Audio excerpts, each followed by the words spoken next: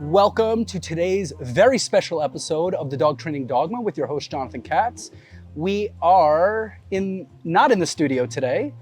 We are live on the beach in Vietnam. What island are we on? We are on Phu Quoc Island. Phu Quoc Island. We probably both butchered that. Yes. Every time. Apologize if I butchered it. I have my very special guest, Shaun Thankachen. Welcome, Shaun. Thank you. Honored to be here. This is really exciting. This is our first international PSA trip. Yeah. Right? Yeah, definitely mine. Yep. Shaun recently closed out his PSA 3 with his dog Vato. Was very special. Vato was not an easy dog to train. Vato was very similar to Uzi by way of, all the dog wanted to do was bite and didn't necessarily enjoy obedience. And so because of that, just like Uzi, we don't necessarily enjoy doing obedience with a dog that doesn't enjoy doing obedience, but obviously we have to, Absolutely. To, the same, very similar, similar journeys of, if we passed obedience in the 3s, we could usually pass protection. Right? Sure, I struggled with Uzi on call-offs. Okay. So a few times I had passed obedience and then got to protection and the dog just didn't call off. Okay. But then obviously went back and fixed it. But with Vato, it was more of like a struggle with obedience in general. If there's obedience and protection, then we're screwed. Yeah. When the judges are like, okay, in obedience, now we're going to start healing. Yeah. And you're like, oh my God, I really hope this is not judged. Oh my gosh. Right? Talking about the 3s, there are only right now 45 dogs in the world to ever have achieved a PSA 3. Correct. And of those 45, Jerry has 3. Right. Janet has 2. I have 3. And now Steve Roberts, shout out to Steve Roberts. Steve Roberts has 2. Yeah, it's so crazy. That is 10 dogs amongst 4 people. Yeah, it's wild. So you guys have the cheat code. It's just experience. It's just time. It's like Steve closed out his 3 in 3 showings. Right. Was it? Yeah. Which is extremely impressive. It's very rare. I think that's just got to be the shortest that somebody's ever done. One other person did it. Okay. Yep. But it's so impressive to be able to get through what so many people struggle with, which is it's such a difficult thing to do. Absolutely. To be able to do it that quickly is extremely impressive. Oh, for sure. And he also closed it out at the at his Fosco Memorial Trial. So Unreal. His first PSA 3 dog, it was there. So like I closed out my PSA 3 with Puma with my 3rd dog at the Uzi Memorial Trial, which made it even more special. It's my almost like the universe is saying something to you. Exactly. Right? I was actually in California. I was working on my 2nd leg. I showed in Martinez at Justin and Lexi Campos. Shout out to the Camposes. And I didn't get it, and I was sad or disappointed, whatever the word would be. And Heather turned to me, Hood Rat Heather. Shout out to Heather. Unfortunately, Heather's not here with us. Wish she was. I know. She's she runs our soundboard, and she's an integral part of the podcast. But she turned to me and she said, "You weren't supposed to close it out here. You were supposed to close it out at home." At the Memorial Trial, and that's what happened. And it was it made it even more special. My Uzi daughter, closing it out as a Memorial Trial is make me emotional. But it's unreal. I feel like the same thing kind of happened with my case too. Like I was chasing it for a very long time. I definitely probably the longest standing person in the 3s actively for the last year, I guess. It took me 16 showings to get there. But for the last few, like it just seemed impossible. And every time I even thought or talked to my club about being able to finish it on home turf, seemed like a dream. Yeah. But it seemed so far-fetched, and the odds of me rolling the dice in my favor at our home field was very, very slim. So the fact that we were able to do it, not only in front of the club and everybody in the region, we also did it on the field that he was born on. So it was literally like hit the fields more than it could ever. So I definitely know exactly what you're saying, but again, it's got to be the universe saying something. The Now, whole, yeah. with like closing the first one out, like I have a puppy on the go, I feel like you know a little bit more, but each puppy has a different struggle. It's always a new journey. Right? You have a little bit of knowledge, you know, Yeah. you have a little bit of understanding. It definitely gives you a little bit of a leg up. For sure. But it's still always a new journey. Every one of my threes was a brand new journey. Yeah, it's crazy. You know? It's crazy to think. Yeah. So you gotta almost constantly push yourself to be uncomfortable to get comfortable in that level. So that's the living in the uncomfortability, right? Living in the unknown is very difficult. A lot of 100%. trainers, you'll see trainers come into PSA from other sports, and they will go and they will do, you know, PD season 1s, maybe a 2, but you'll never really see any of them go into the 3s. For right? sure. Because unknown. there's too much failure.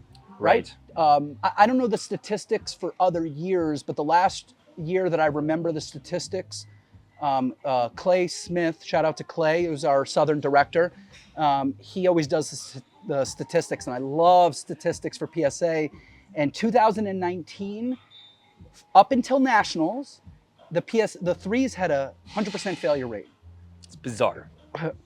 Every club trial and all of the regionals, 100% failure rate. Jerry closed out his, he got his second leg on his third dog at nationals, and I got my first leg on Puma. Crazy. Right? Like what other sport has that kind of statistic? Nothing. You know, you go to, and again, not taking anything away from Schutzen.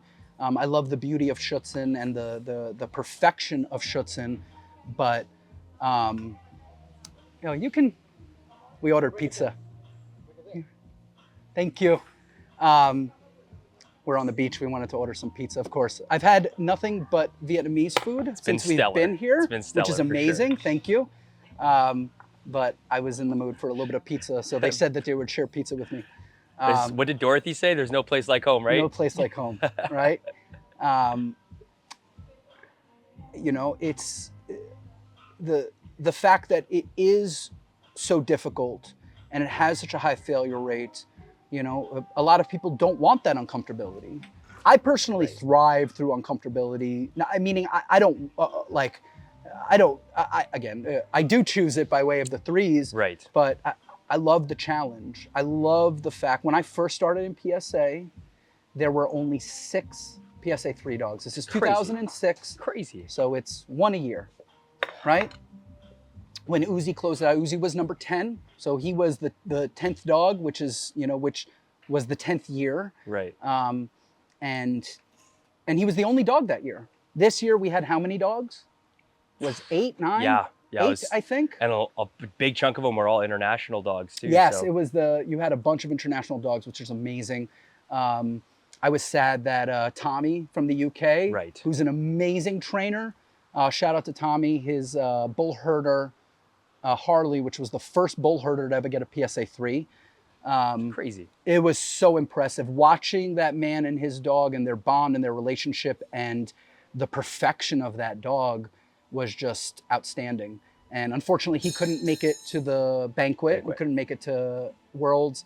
And I messaged him and I tried to live him in because I was like, oh, let me FaceTime you. Unfortunately, he didn't see the message till after, I guess. Time change and whatever. Yeah. But, you know, I was honored, even though he couldn't be there, but I was honored to be there to watch him get inducted. Right. And Mel, shout out to Mel. Mel came and accepted all the UK international. I mean, they're really doing a good job. They're phenomenal trainers. They're on the map, and they're so dedicated. You know, they're super competitive. Right. But in a good way. Right. Not in a bad way. In a good way, they're super competitive, and their drive and desire to want to beat the sport, I really respect that. For sure. I really, I appreciate how much time that they've put into the, 2.5 years that the sport's been in the country. It's got to be the shortest timeline for any single country to be able to 100%. Close a 3. Now, I think like the training is phenomenal, and I have not had the privilege of being over there, but I think what really goes a long way is some of the quality of dogs that people have told me about. Seems like, you know, the bare minimum dog is still stronger than... They have stellar dogs. Right? Stronger than most. So for me, it's a goal to get over there eventually. Yes. I would love to. Not only just for, you know, to see the type of training, but just absorb the dogs on a bite, you know? Yep. I truly appreciate culture. Right. And because I'm a lover and a fan of dog sports, I appreciate dog sport culture. Right. So like, Yep. you know, when we go to India, so we go from here to India, Yep, which is yep. amazing. It's your first time in India, First time. right? You're bringing you back to your fatherland. Overly excited about it for sure. You know, the people are like, well, you know, did you go and did you travel? Did you go and did you spend like 3 weeks just traveling around? And, you know, and I would love to, and it is a goal of mine. This will be my Right. third time going to India. And I would love, you know, unfortunately with teaching at the school and just life in general and, you know, a love of travel, but also not liking to be away from my dogs. Definitely, you know, you can only take X amount of time. Oh, for sure. Right? Taking time off of work. For sure. You shutting, you know, like not being able to be there and tattoo. Well, Thank God your studio keeps running without you. 100%. And I think like I kind of put it together, all the math for the banquet when I did the speech, but it almost worked out to just about a year and a half of Vato's whole entire life. I was not there at all, completely absent. So like you think about somebody as a judge or somebody as a decoy that's traveling and doing a lot of trials, you're really at a major disadvantage for You lose being time. a handler. Yeah, you're always behind. You can't catch up. You know what I mean? So I think it's something super cool to be able to see all these places, but also get back and get to the grind, you know? Yeah, it's like I love to travel and I love to visit new places and I love to absorb dog sport culture, you know, in different countries. Right. Right. Like this was so exciting to me. We were just gonna come on vacation right before going to India. Yeah, I haven't been literally. on vacation in a long time. Literally. You know, you could call vacation with dogs, but it's still, you know, it's still you have obligations, you have places you have to be. You know, like we went to Montana this year. Right. Me, Heather, Adrian, and Tegan all went from our club, and I had a phenomenal time. I got to share an Airbnb with your parents, and it was so cool. Shout out to Stan and Tam. Love you guys and miss you guys. I love being able to spend time with them. And that was really relaxing and really nice, but you're still on a clock. Yeah. You got to be there at a certain For time. sure. You know, our Airbnb was 45 minutes away, which is not a problem, but you have to account that into travel. You got to be at the 100%. trial early. You want to get a good parking spot. And there's so much that goes into it, you know, to be able to be here and just be on vacation. It's unreal. And we literally have been talking this whole time about being island boys. yeah, I'm an island boy. I'm just trying to make it, right? We got up, by the time we got up this morning, we looked down at the clock and we're like, we got time. And then we're like, we have to check out today. It just everything just went by so fast. Right. But time flies when you're having fun. Yes, right? absolutely. You know, it's so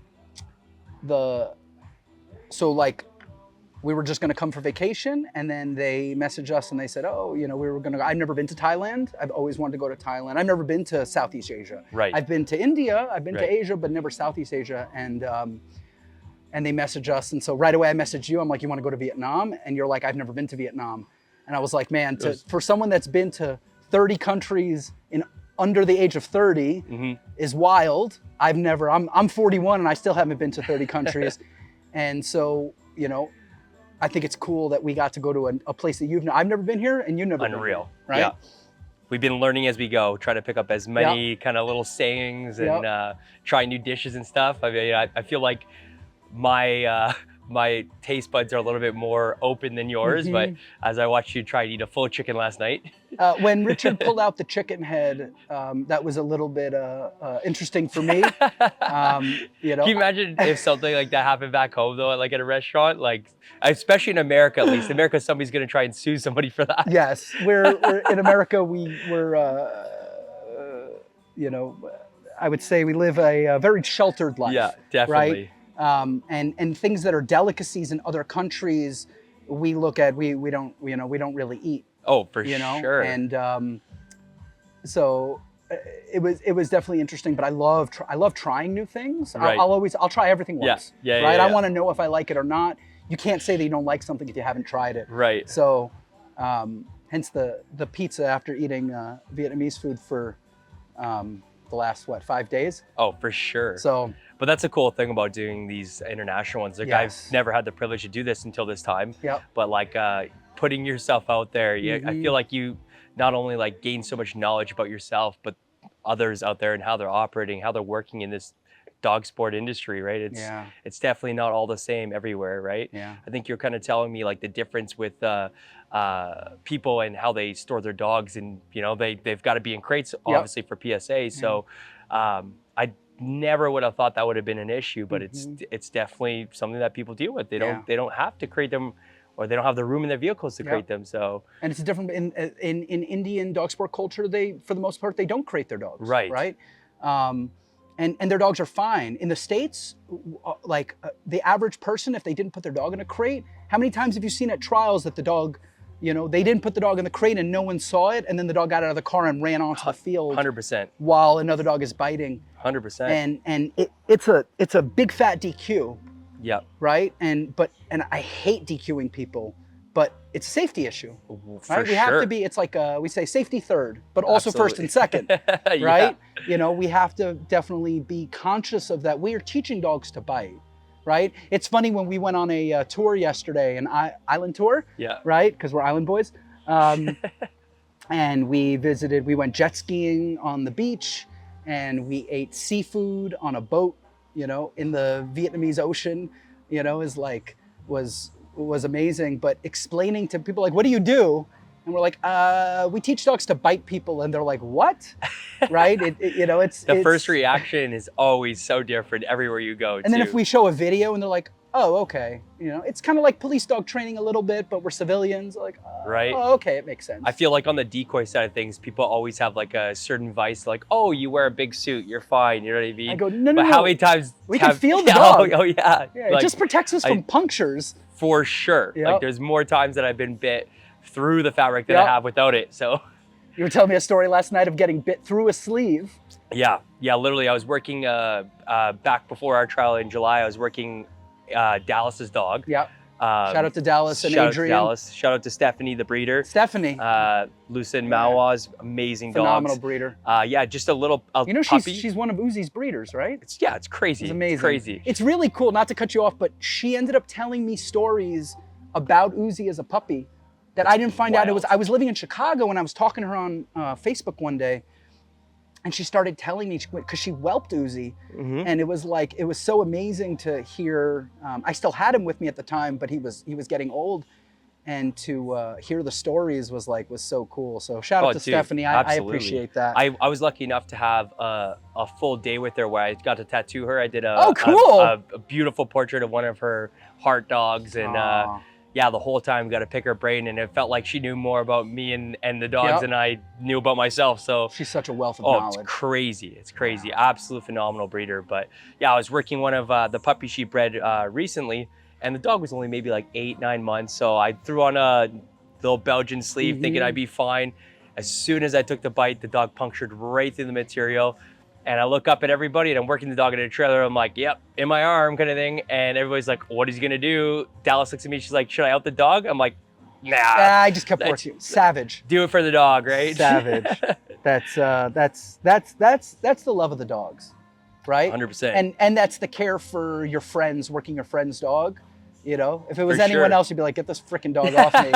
But yeah, for sure. There's definitely like a line where you got to draw somewhere, but yeah. I got bit by somebody's dog in trial a few months ago, and it was an obedience in level 2s. Clay had us doing almost like a level 2 fend off picture for a change of position. Yep. And as soon as we picked up the jacket, the dog just went and bit. Yep. And I just took my cuff off in the morning, and I was gonna replace it, but I ran out of time. I was senioring the trial, so I was kind of running around, and as soon as the dog bit, I was like, oh God. But it wasn't like a time where I was like, okay, let's just keep working it. It's my friend. No, I was like, no, get him off the me. dog off me. Take off the jacket. There's fat hanging on my arm. So literally slid up a good old Kirby neoprene, and then I put yours on top of it, doubled it up, and then just worked the rest of the trial like that. Amazing. Let Jesus take the wheel. And your suit's pretty thin. Yeah, it is. Yeah. It is definitely we call thin you for sure. masochist and masochist. Oh. Yeah. Every time Juan asks me, shout out to Juan from Row K9 for a suit, he's always like, "Are you sure?" I think that one of the first times I started working with him, many prototypes ago, he literally made me sign a waiver to basically do it, and I was like, "Fine, fair." Guys, we have to check out of the Airbnb, and we got to ride our scooters back. Absolutely. So we're going to take a little break. but we are going to catch you back in a few minutes.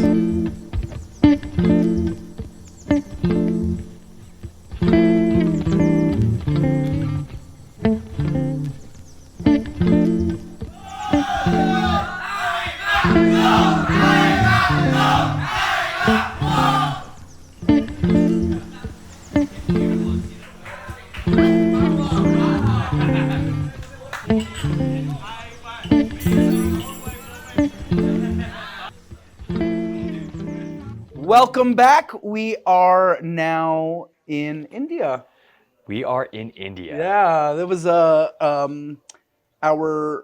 Vietnam trip was amazing. Was a phenomenal experience. This was my first time going to Southeast Asia. Obviously, I've been to Asia. I've been to India. This is my third trip to India. It's one of my favorite places to come and visit. But it was really, I know you've been to Southeast Asia many times. Yes, Thailand, but Vietnam was a whole different vibe. Like, it definitely has its own unique kind of cultural differences, but also like equally just as stunning as anything I've ever seen around the world in terms of landscape. Like, I don't think we had one dull day in terms of like looking at a nice view out of our windows, you know? Yeah, we had we took a sleeper bus. Yes, that was the first thing for me too. Like, I mean, we were kind of like, man, this is going to be a long day of travel. It was a 7-hour trip from Ho Chi Minh to where the trial was. And the first coffee capital. First couple Coffee buses City. we got on were like straight up like meant for somebody half of our size, so we were kind of freaking out. And then 3 hours into the 7-hour trip, we look at the maps and it still says 7 hours to go.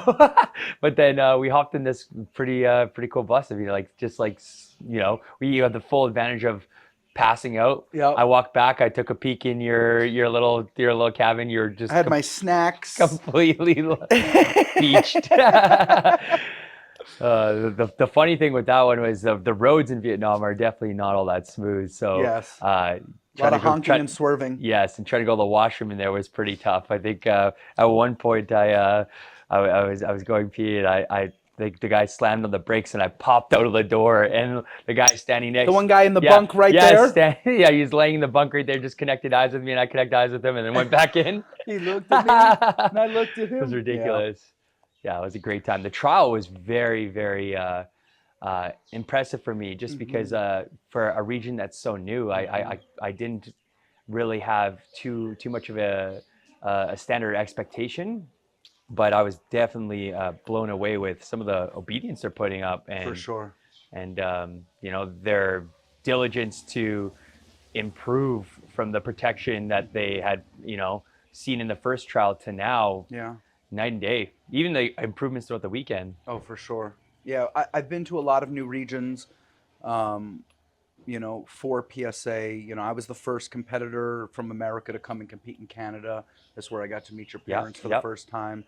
And so I've seen the growth of PSA. I mean, I started PSA in 2006. So as it's grown, as I haven't been to every country, I've yet to go to Australia. It's one of my goals. But, you know, seeing the growth of all the regions, and every region has the same growing pains. And it's the same growing pains that we had in the States in the beginning. We didn't know how to do this, and we didn't understand the level of pressure that's required of the dogs, right? I know I made a speech this weekend was, every sport will tell you their sport is the hardest, right? But the reason why I will always say PSA is the hardest sport is it's the only sport that requires the dog to take that much pressure of agitating, decoy, and obedience, right? It's the only sport that requires the dog to bite one person and take pressure from multiple people, right? You have so much Belgian you can learn Ring, from YouTube videos too. For sure. Like, it's different than seeing it in live person. Oh, absolutely. Right? So, you know, the first time I came to India in 2019, and Josh Kirby, shout out to Josh, you know, a lot of the dogs had never seen someone of that size and that fast.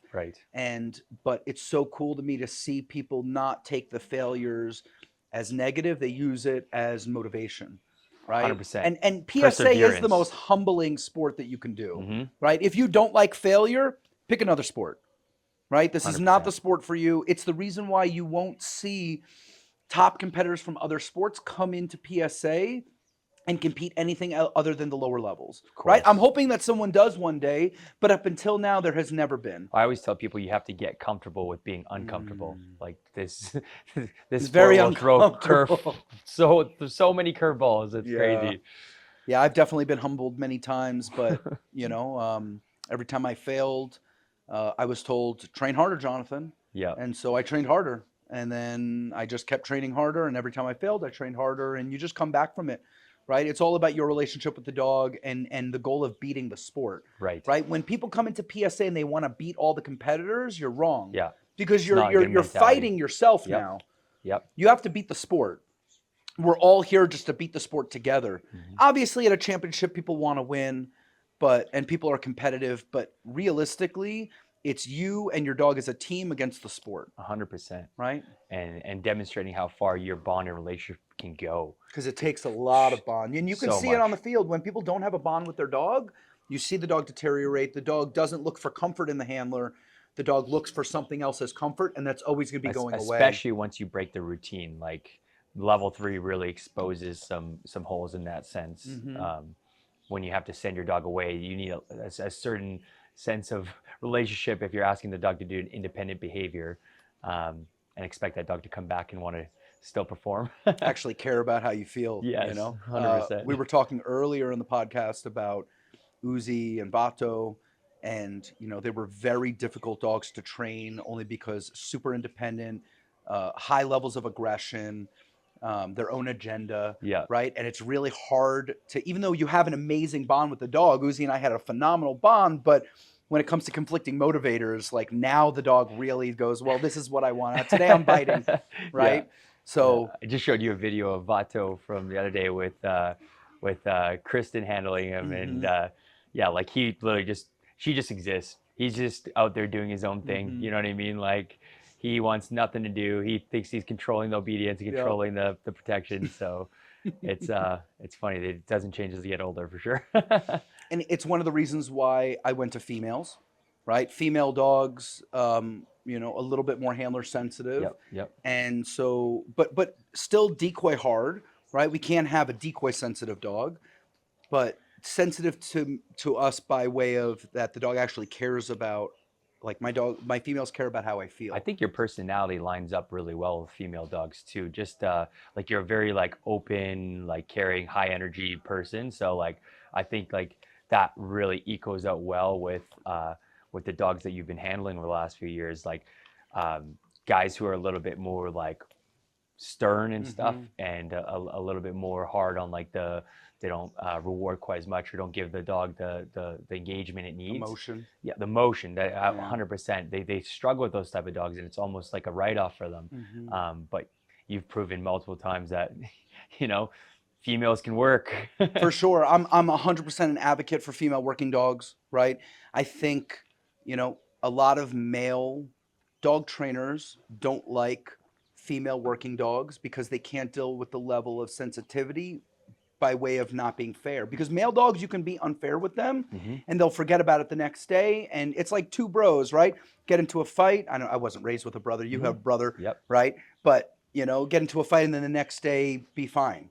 Right? Females are not going to like that. They're going to hold a grudge. So like even while we're on this topic, but like how would you deal with female dogs when, let's say, like heats come into play, right? Like hormones are a whole different ball game, and it changes if you're planning to be a super high level competitor. Like this is something that really impacts your ability to compete. For sure. The first time that Cougar was my first female working dog. I had handled female bomb dogs when I worked for the Israeli government, but like this was my first personal female working dog, and she took forever to come into heat. She didn't come into heat till she was 13 or 14 months, and I'll never forget. I was heeling her out to the training field, and I clicked and went to go give her a cookie, and she went like I had never hit her, right? And she acted like I was beating her, and I'm like, "What is wrong with you?"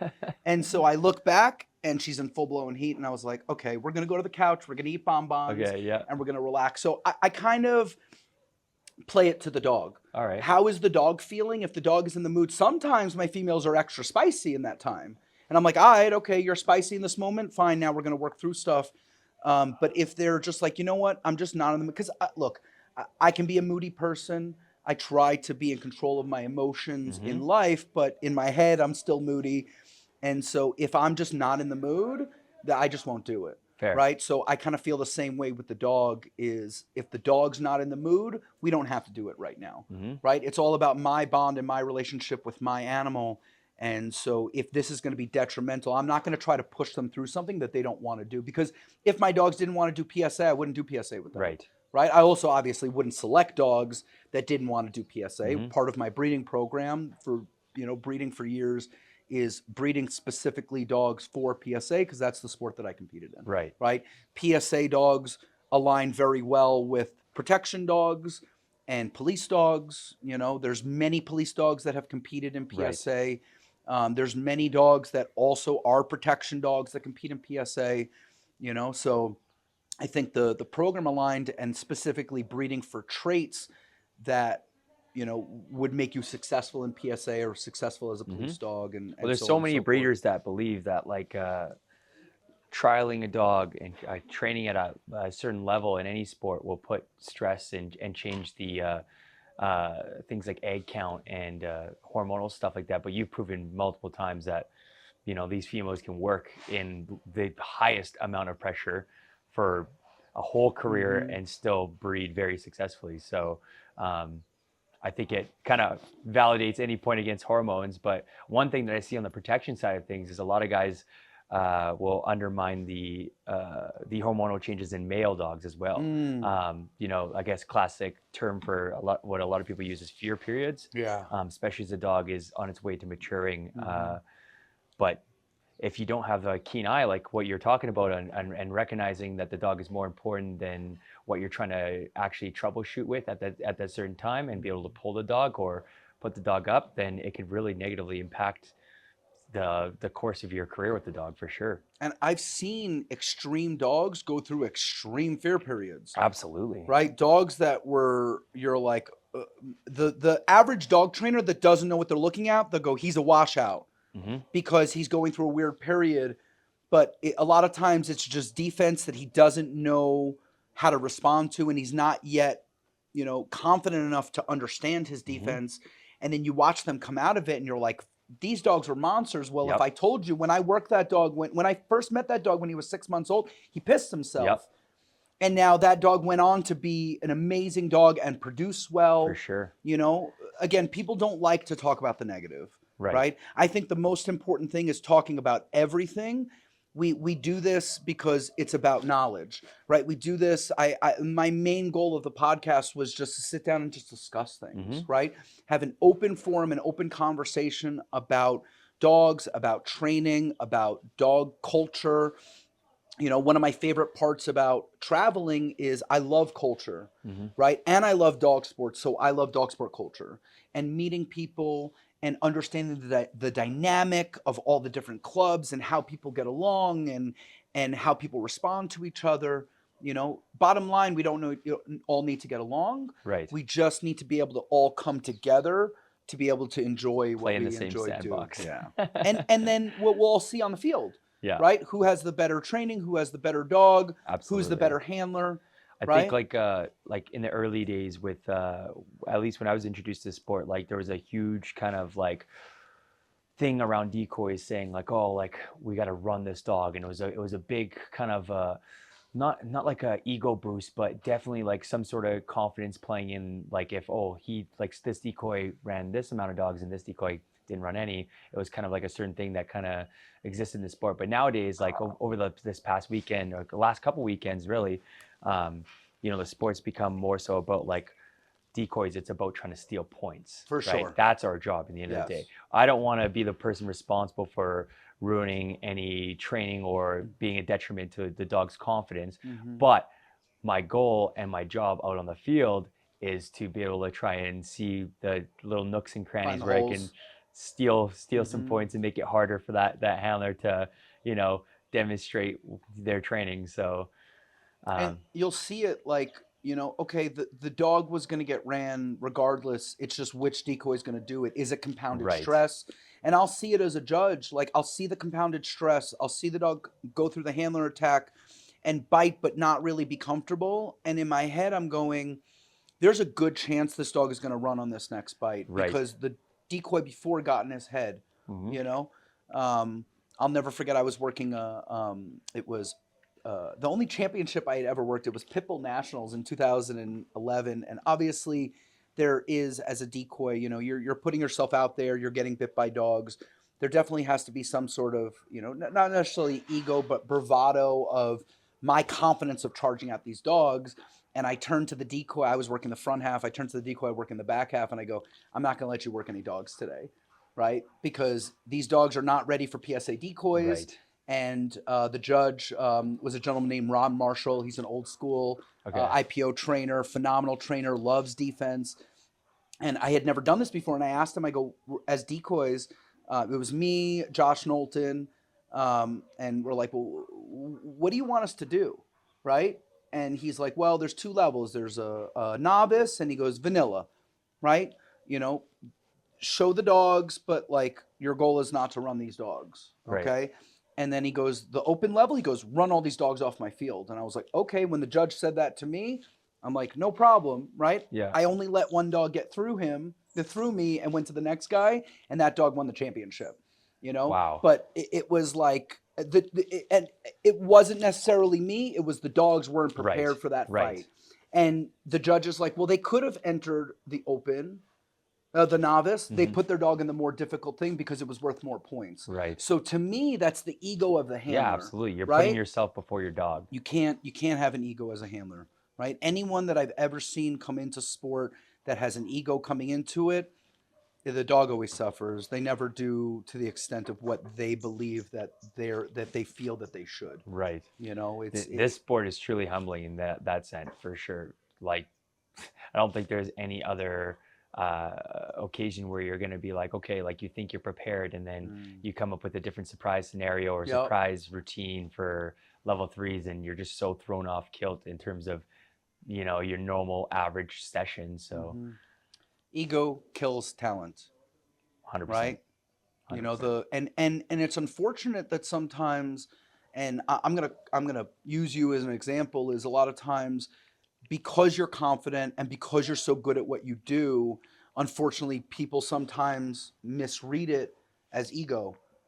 You'd agree with me? I think, like, you know, one of the biggest troubles is like people can judge a picture from 1,000 words. They look at something, they see something. Like, there's been multiple times in my career where unfortunately I've been at the losing end of the stick in terms of like somebody would just go comment or like spread something about myself just because I look a certain way. Or act a certain way to them through their eyes. But then when they meet me, they see that I'm just another average Canadian smiling. I'm literally just here for the dogs. You know what I mean? I don't like being involved in anything else aside that. But unfortunately, when you get painted with a picture of ego, it's really hard to overcome or surpass that distaste in people's mouth. So it's definitely something that I've had to fight, but like, I'm okay with being the underdog. You know what I mean? I'm just, right? I just, you yeah, be try you, and you're not going to adjust for anyone else. You're just going to be your true self. Just keep doing, right? Just keep doing it, right? Like, especially with my dog, like, you know, everything.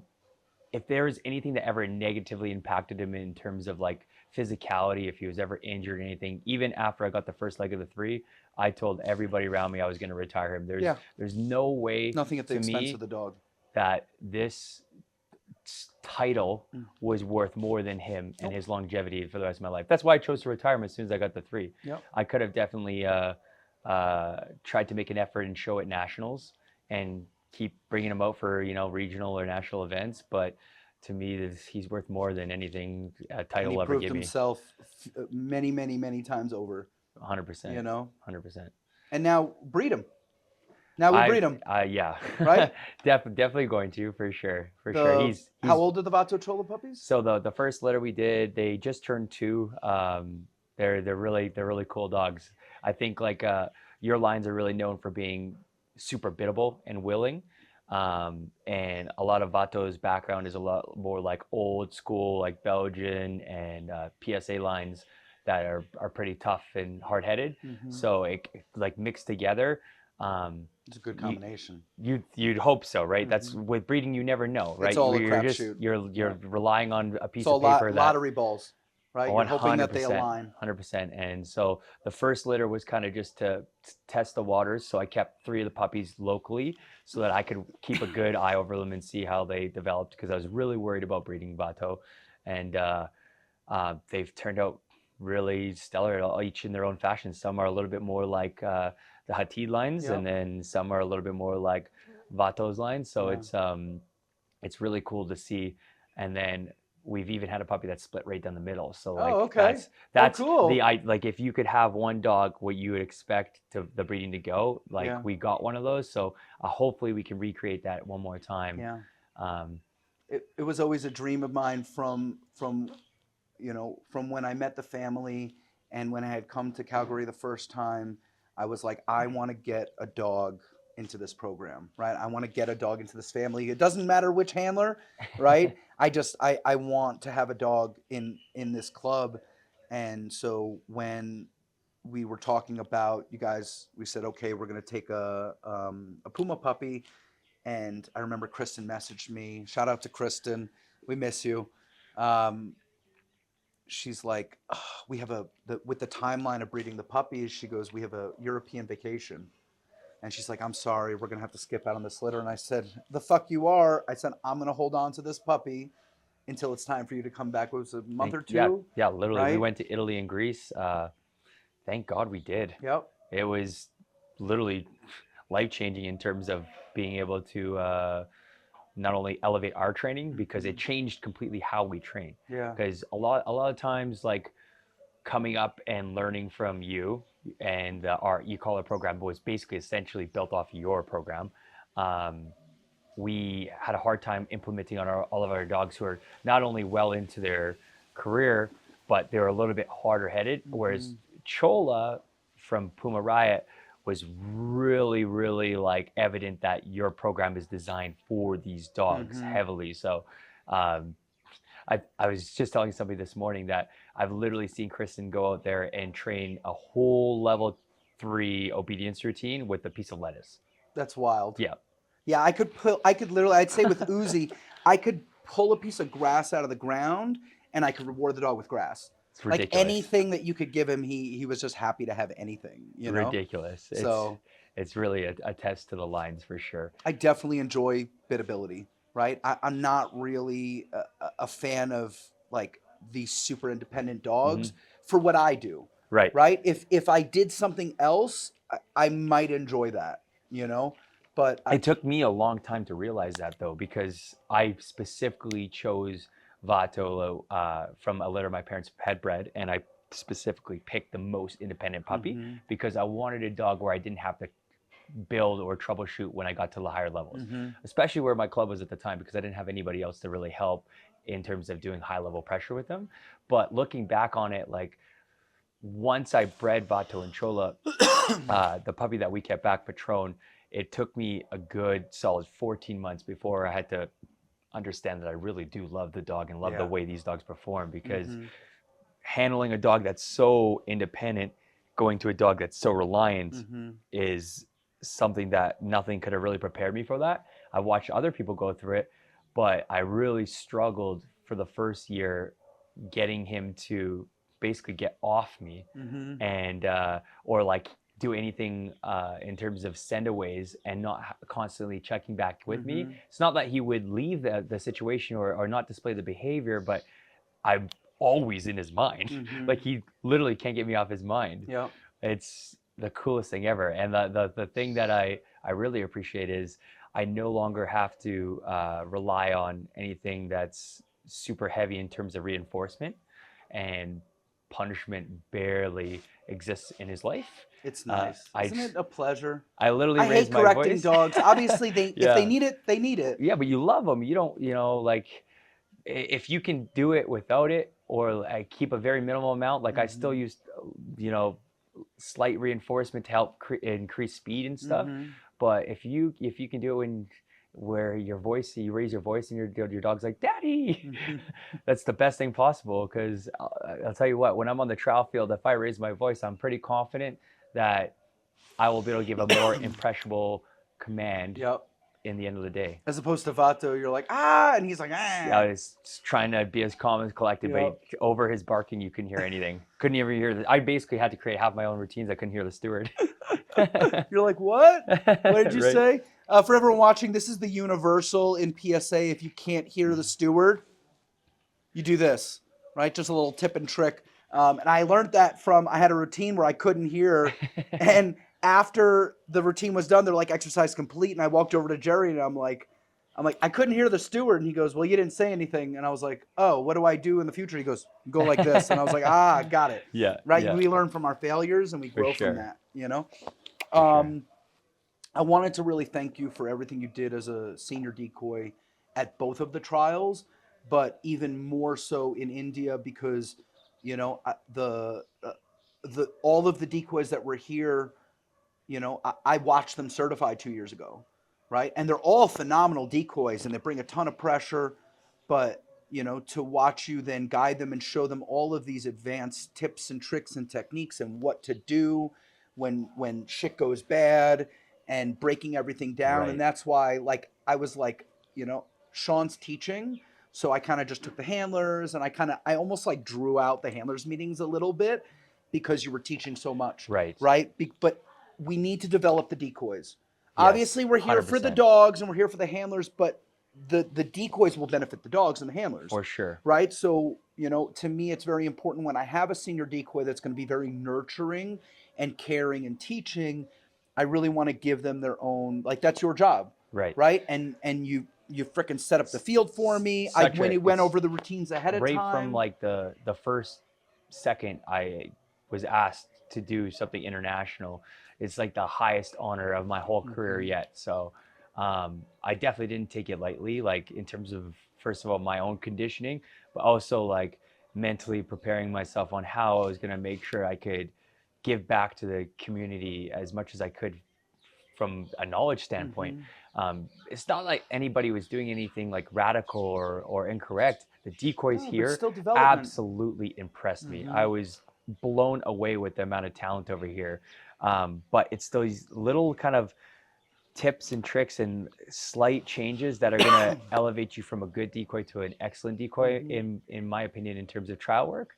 And one of the biggest stressing points this weekend was we always talk so much in trial about safety of the dog, which is very, very important. That is the most important thing. Definitely most important thing. But right behind that is the safety of the decoys, just as important. We're all out there doing this for free. We're volunteers, and there's no insurance for us. No if insurance. We get injured, it is on us. So the slightest change in presentation could be the difference of you tearing your rotary cuff and you catching the dog and absorbing it perfectly fine.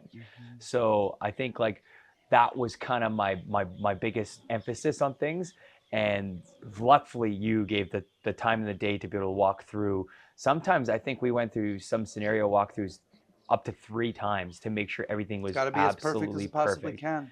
You know? But one of the really cool things about like myself getting to work with you is we have this kind of symbiotic relationship where we've done so many trials together, and I can kind of foresee how your brain's working. So your ability to even just entrust in me like that is such an honor to just be able to go out there and do my thing, for sure. There's a few times where I know I was kind of pushing it on the coaching, but you just kept smiling away. It was, I was like, pouring rain. Shaun! And you're like, oh, sorry.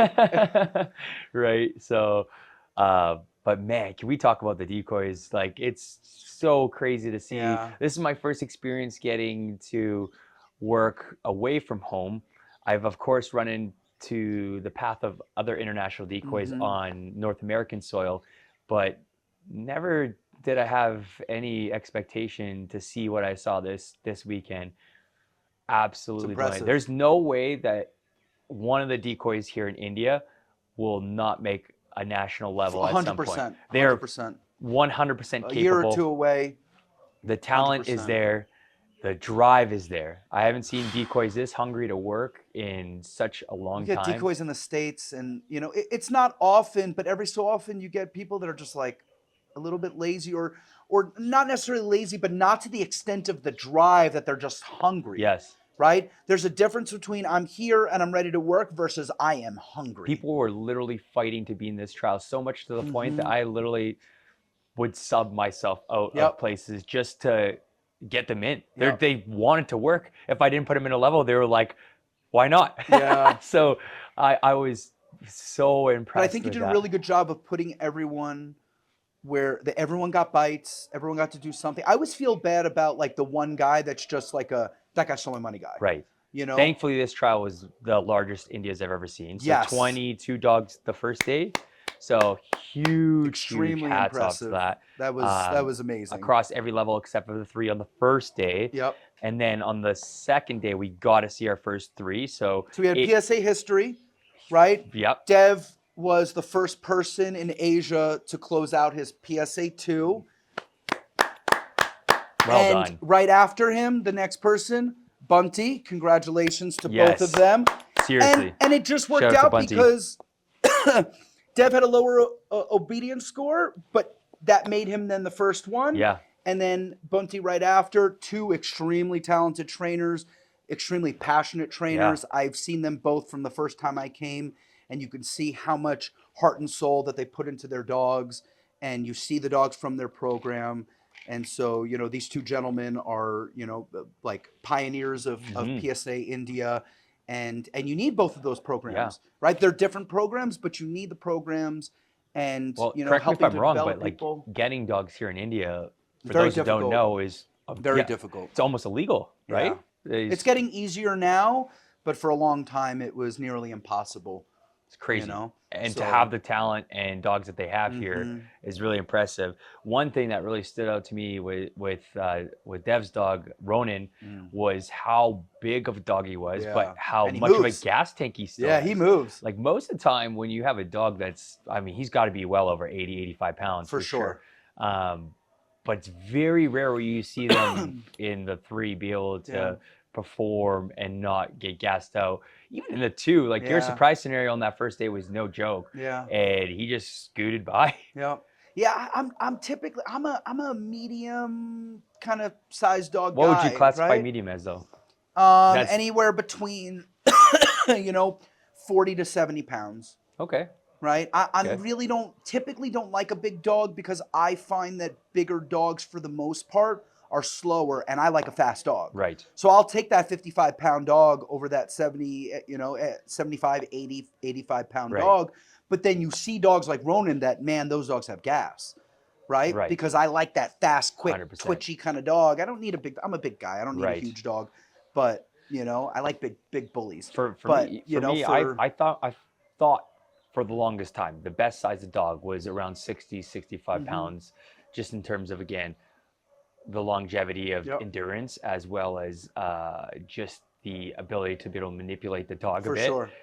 However, now that I have a larger dog Yep. who's probably going to be around 80 pounds by the time he matures, Okay. I found for my size and my height, You're a tall guy. it makes a lot more It sense. looks more proportional. I feel healing. I'm not at a disadvantage trying to like constantly be out of position. I can actually keep my chest straight up and look forward and still see my dog and feel him there. So that is something that I've learned to appreciate. Yeah. But I have no clue how some of the women in the sport are handling these gigantic horses that they could basically bring a saddle out and ride. They're like, they can't even keep their arms straight. It hurts my arm just to do that. You Right? know? Like if they had a reward underneath the arm, the dog would not even know because the nose is already in the armpit, you know what I mean? Yeah, people used to make fun of me with Uzi and they're like, oh, big guy, little dog, right? yeah. And then the opposite, you see like gigantic dogs with smaller female handlers, and it's the disproportionate versus like you and Patron, right? Like the proportion is more even. Yes. You know? It's way more natural in terms of being able to handle and navigate through. Yep. But I didn't realize that. I had to learn the hard way, I guess. Yeah. But So we had PSA history, right? First 2, PSA 2 dogs in Asia, and then the next day they both showed in the 3s. Unbelievable. And I was so honored, and I made a whole speech. I was so honored to be the first judge to judge the 3s in India. I've obviously proven myself in the 3s as a competitor, besides as a judge. we just started my 11th season. This is over a decade of judging. It's crazy. Right? And when I think back about it, like the whole season, I was really reminiscing on the fact that I've been doing this for 10 years and it flew by. It doesn't feel like 10 years. Right. Right? Obviously, with time, my first season, it's always the first judges, the first season. It's we're still learning. You're getting in the groove of things. You're learning how to give critiques. Like, people sometimes, I'm giving my critique and I'm just like, I sound like an auctioneer. No, right? Sold. But it's just the rhythm of like, oh, okay, Emotions. right? But to be the first judge in India, one of my favorite countries to visit. The funny story is my mother used to take me as a kid to an Indian restaurant, and we had no idea what we were ordering. I think we ordered like 4 different types of bread, but I always enjoyed the experience. It was Indian culture was something that was always fascinated me. The sights, the sounds, the colors, the smells, like you just step out into the street and there's all these different smells, like standing on the field and judging while I can smell fresh samosas being cooked. Well, how about this? The sensory an audible thing is such a dominant thing here that we literally had a courage test with cattle on the field this time. Oh my God. That has to be a first time ever in PSA history. We had 3 or 4. Three cattle. 3 full on charging. Charged. And then Rajubai did a courage test on them. Literally with a pool noodle. And I was like, oh my God, he's ready to go run some dogs. It was funny too because everybody, when they ran on the field, it was during the walkthrough, right? Yep. The handler walkthrough for the PDC. And at first, all the locals around me were running, and I just stood my ground. And then I noticed they ran, so I'm like, oh shit, I gotta go too. So I started bucking it, but then I saw Raju with the pool noodle, just full on, ran him right off the field. That was insane. But even all trial long, there was like fireworks going off, like construction equipment blowing up. There was a group of people on the other side of the fence spectating, and they built a little bonfire, right? And I was just like enjoying watching the trial with their bonfire. There's stray dogs fighting.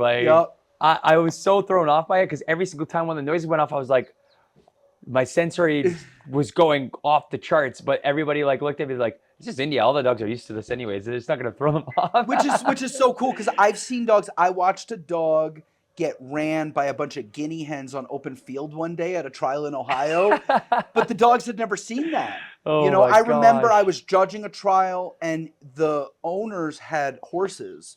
And so the horses were like along the fence line, and one of the competitors came over. He's like, you got to do something about those horses. And I was like, you showing your dog or not? This is the environment. You either got to train for it or not, So you're talking about the honor of judging the first time for a level 3 here in India.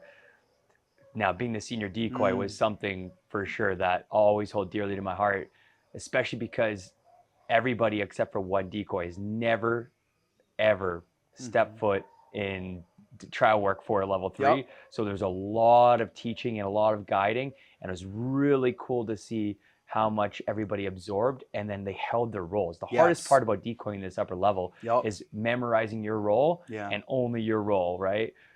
And to see them just be receptive of everything I was talking about was so cool. One of the things that I'm always an advocate for as a senior decoy, because I competed in the 3s as a handler, is I always try and make sure that we're really fair in the technical aspects, so the handler has no discrepancy in terms of clarity of what they're asking of their dog. So can you explain what you were teaching them about the simulated attacks, right? I think this would be good information for people to hear.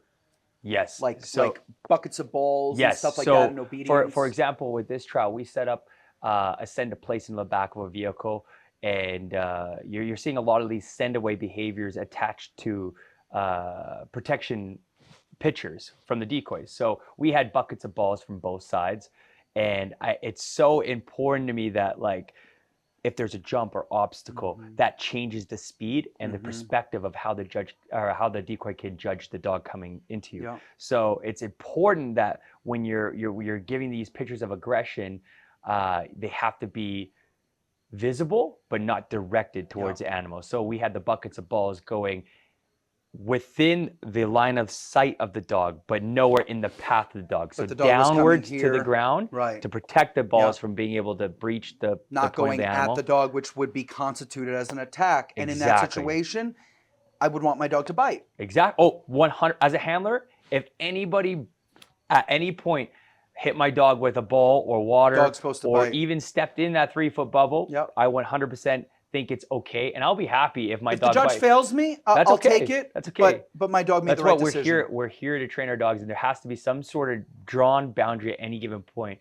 And I saw like this, not this year, last year. One of the biggest things was some of the newer decoys coming up were not anticipating the difference in sizes of dogs as they would jump over hurdles for the sendaways. Yep. So the dogs would essentially jump into them, and they weren't able to move back fast enough. Yeah.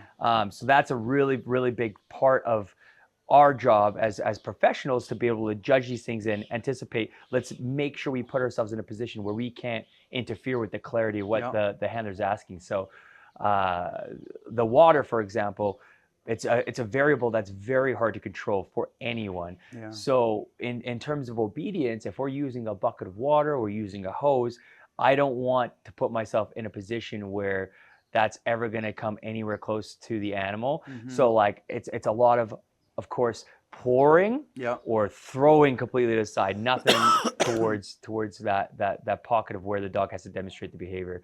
And I think the yelling and the vocalization in the threes have come down a lot, because people have realized that's where we're having issues with dogs not being able to perform stuff if the decoy's still yelling. They can't hear. Right? Yeah, the dog can't hear, or the handler can't hear the steward. And the training has got really good, in the sense that people have done a really good job of generalizing the yelling. However, it's one of those things where if you can demonstrate the behavior underneath the pressure that you've had in, let's say, the healing or areas of heavy condensed pressure, but you can still perform the technical behaviors underneath the compounded stress later on without any vocalization, maybe prey movement. Prey movement is where most of these dogs are biting nowadays. Then to me, that is the perfect picture of clarity. For sure. I think as much as I enjoyed watching the handlers go through, I enjoyed even more us teaching the decoys, because from now on, they're going to be PSA 3s in India. Yeah. So this was their first experience with it, and I think the initial experience is the most important one. So we did almost 3 walkthroughs, and I made a whole speech about that. These decoys, this is their first time doing it, and they did so well. Yeah. Right? And the fact that we have the opportunity for the sport that we love to now teach the decoys, you know, how the threes are supposed to look, and the composition of it, and where they need to be, and the fairness about it, right? What the distance is and all these things. We have now helped develop India as doing PSA, as bringing them to the next level, because it's them doing it. We're just guiding, right? Absolutely. They did it. And, you know, I was like, I kept looking at Raju, and I'm like, you ready? He's like, wow, wow, you know, so.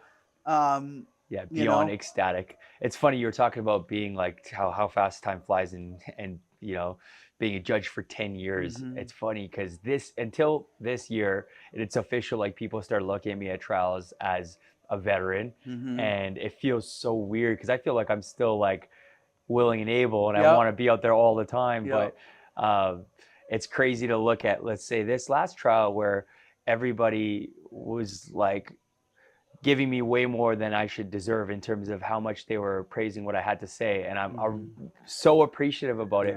But in terms of like how much it shows on the field when you're doing something that complicated, it's amazing. And I think like one of the coolest things about senior decoys in this sport, and how the evolution of PSA has created this role, is it really put us in a position where we can help elevate and create a learning environment for these younger decoys while we're on the field. Like there was multiple times where in the 2s and the 3s, instead of focusing on yelling or just all the banter, Mhm. I would just change and make sure everybody's in their position, help guide them, you know what I Yep. mean? Rather than us run into any other Yeah. issues. So it's pretty cool to be It's able to really guide like cool. that, you know? And the last thing I wanted to talk about, you did something really memorable and emotional, is you gifted your bite suit. You have many bite suits, right? You have 10, 15 bite suits, but you gifted your bite suit to a young, up and coming, deserving. He was the secretary of the trial. It Right. poured 2 days straight. And I'm used to it, and I'm a trooper, and I'm going to get through it because the vibe of the trial is me, right? If I'm in a bad mood, everyone else is going to be in a bad mood. I have to keep it together for everyone else, and I have to be in control of my emotion, even though I am soaked to the bone. But he was just there standing behind me, grabbed everything, set everything up.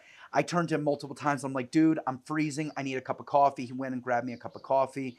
And, it was an emotional experience, to give back to, this is your fatherland, Yes. right? Yes. Your And your watching, family is from southern India, yes. So like right? the coolest thing about PSA India is like I've kept such a close eye on it right from day one. Like as soon as it popped off, it was right away on my bucket list for things I wanted to complete while I'm in this sport. You know what I mean? So Yep. the the fact that I was here, I actually got super emotional in the speech, and it doesn't happen much. I think there's only one other time that I've been emotional around a trial, and it was the day I closed the 3. The hard part for me was just getting out the fact about like how my family was never in a position financially to bring us here traveling. They had 3 young kids at a very young age, so to get over here after hearing my whole childhood about how great it was and all the amazing stories, the amazing food, it's been nothing short of amazing. Yep. And I always knew the day that I would make it over here, I wanted to not only like give as much as I could knowledge, but try and give back and leave something here. The suit was definitely a must. It had to happen. Yeah. There was, of course, so many people who work so hard and stuff Yep. to make this all come together. But Goku really stuck out to me in terms of watching his decoy work leading up to it, because he's getting ready to do the cert camp, Yep. as well as watching him perform every single thing we asked in terms of we needed something. He Right on was it. right there. Never And on complained, top of that, he never was doing the secretary work. Yep. So being able He to was gift the it back to unsung him was hero of the trial. unbelievable. And the best part is he had already asked to purchase the suit multiple times. And so we had to keep playing it off. You were way more intuitive with it in terms of trying to throw curveballs. You literally Yep. hit him with the Uno reverse. Yep. You had people bring out their suit jackets on the field. You told them that, oh, you can't have the suit. Because he had asked, like, is there a possible way we could purchase the suit? And I said, look, dude, I'm sorry. You can't have his suit. But I brought a Nike jumpsuit for the PSA 3. And I'm like, but you can have this, and you can do some hidden stuff with this. So that was really memorable. And I want to thank you for that. That was unbelievable. amazing. It was my pleasure. And it's the first time that the Freedom Skull, everybody knows my suits for, is going to be worn outside of my club members. Yeah, such an honor. So it'll be definitely really cool to see it in photos and see he certify with it and put it to use and use it for the same stuff that I've had the pleasure of using it for. Shout out to Row K9 for making such an amazing suit. I brought it over here and everybody was like blown away. Everyone was trying it on. Yeah, they're blown away with the design. Thankfully, Juan has done such a good job at really paying attention to detail, what I've asked to change and help develop it specifically for what we do. So it's been an absolute amazing trip. 3 weeks have blown right by. You fly back today? I fly back tonight. Right. It's sad, but it's funny because the trip in terms of like food, I mean, Vietnam was amazing food. Definitely lost weight there. For sure. They're not big people, so portions are a little bit smaller and very clean food. And then I got to India and it's just been we've carb gained loading. the weight back on. Carb loading the entire time. But it was so worth it. It's been amazing, yes. I wanted to give a huge shout out to Tara from Anarchy K9 and the entire club. Yes. They were amazing hosts. They hospitable. left no stone unturned, and they did an amazing job. And this has been an amazing trip. And I want to thank you for coming on this journey with me. This was really cool. Thank you for trusting me to come with you. for both trials international. It's a lot of travel It's a together. lot of and work, but a lot of work. we had but fun. We made it happen, and Yeah. it's always going to be in my memory, and I'll never forget it. Hopefully get to do it again soon. Hopefully. Yeah. There's definitely some places I would love to go, but Hell yeah. you know. I want to thank everyone for tuning in. I have a favor to ask. If you appreciate the podcast, if you appreciate what we do, this is solely funded by us. We are not monetized yet. We're working towards it, but it's really just to help the dog community. If you could take 1 second out of your day and give us a like and a follow and share, I'd greatly appreciate it. Thank you so much.